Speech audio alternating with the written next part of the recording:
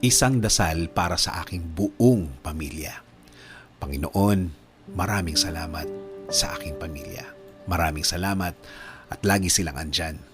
Sila po ang aking inspirasyon, ang aking lakas. Sila po ang nagiging kakampi ko sa mga pagsubok ng buhay at laging nakaalalay kapag kailangan ko ng suporta.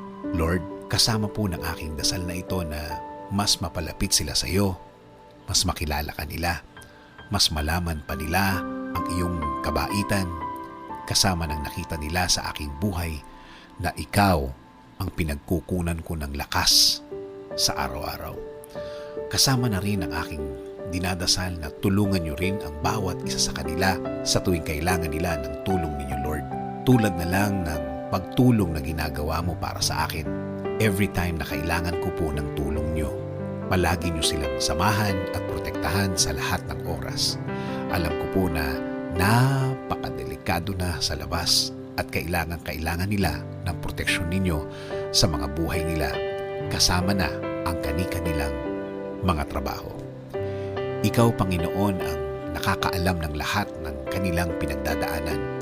Alam mo kung anong mga pagsubok ang dumadating sa kanila. At alam ko, Lord, na ikaw lang ang makakatulong at makakasuporta sa kanila dahil alam mo ang kani-kanilang mga buhay.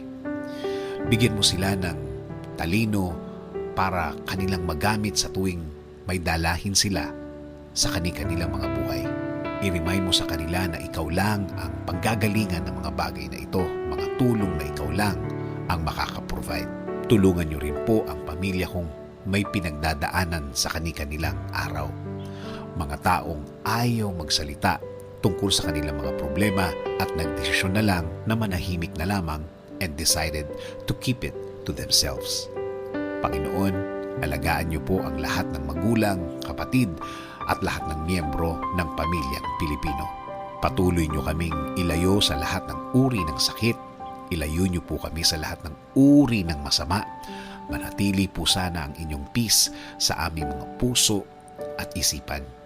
Patuloy niyo pong i-guide ang aking buhay. Bigyan niyo po palagi ng direksyon ang aking araw-araw at ng aking buong pamilya. Patawarin niyo po kami sa lahat ng aming kasalanan sa inyo, Panginoon. In Jesus' name we pray. Amen. Sabi nga sa Colossians 3:13, bear with each other and forgive one another.